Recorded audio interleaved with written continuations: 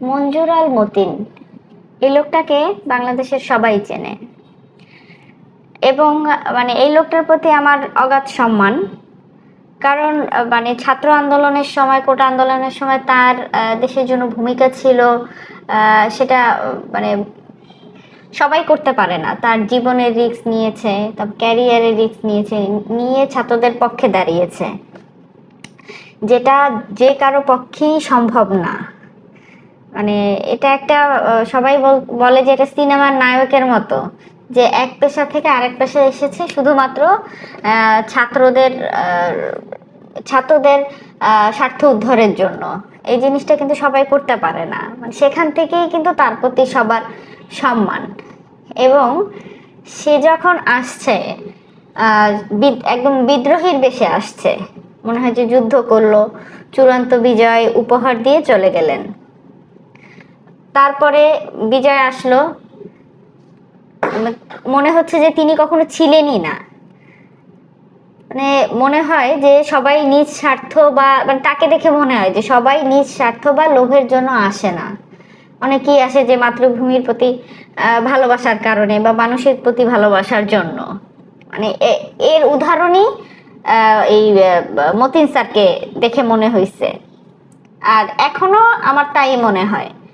কিন্তু রিসেন্টলি সে একটা কথা বলেছে যে সমকামিতার পক্ষে সে আইনি লড়বে।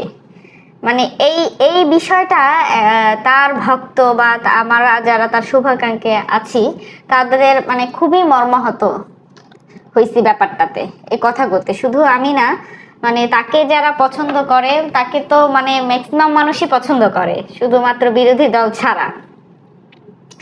মানে এই জিনিসটা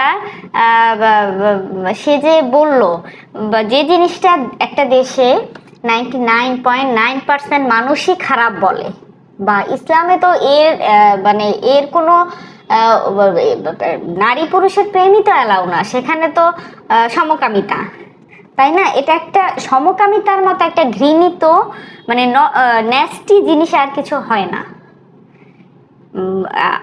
আমার মনে হয় যারা সমকামী তারা হচ্ছে মানসিকভাবে বিকারগ্রস্ত, এবং এর পক্ষে যারা সাফাই গাইবে বা এর পক্ষে যারা কথা বলবে তারাও বিকারগ্রস্ত মানসিক।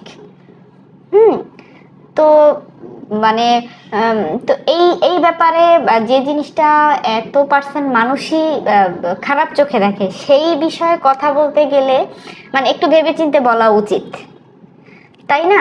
যে কথা আপনি এখন একজন কি বলে, আপনাকে জনগণের প্রতিনিধি মনে করে সবাই, তাই না? তো আপনি কি বলবেন কি না বলবেন সেটা আপনার ভেবেচিন্তে বলতে হবে। আপনার মনে যা আসলো আপনি বললেন, সেটা তো হবে না, তাই না? তো আপনি হয়তো বুঝতেই পারেন নাই এখন পর্যন্ত যে মানুষ আপনাকে কতটা ভালোবাসে এবং কতটা শ্রদ্ধার চোখে দেখে। আপনাকে সেই শ্রদ্ধার জায়গাটা ধরে রাখতে হবে, ঠিক আছে? সবকিছুর একটা সীমাবদ্ধতা আছে, সবকিছুর আপনাকে সেই সেই সীমাবদ্ধতা আপনি অতিক্রম করতে পারেন না, আর যে কেউ চাইলেই পারে না। তো আপনাকে অবশ্যই আপনার সম্মান ধরে রাখার জন্য আপনাকে বিবেচনা করে কথা বলতে হবে। যে জিনিসটা মানে 99.9% মানুষই খারাপ চোখে দেখে, সে জিনিসটা আপনি একা একা তো সিস্টেমের বিরুদ্ধে গিয়ে লড়তে পারবেন না, তাই না? সেটা ভালোও দেখায় না। তো আমাদের অনুরোধ, আমরা মানে যারা আপনাকে ভালোবাসি, আপনার শুভ বুদ্ধির উদয় হোক, এই বিষয়ে কথা বললেন না।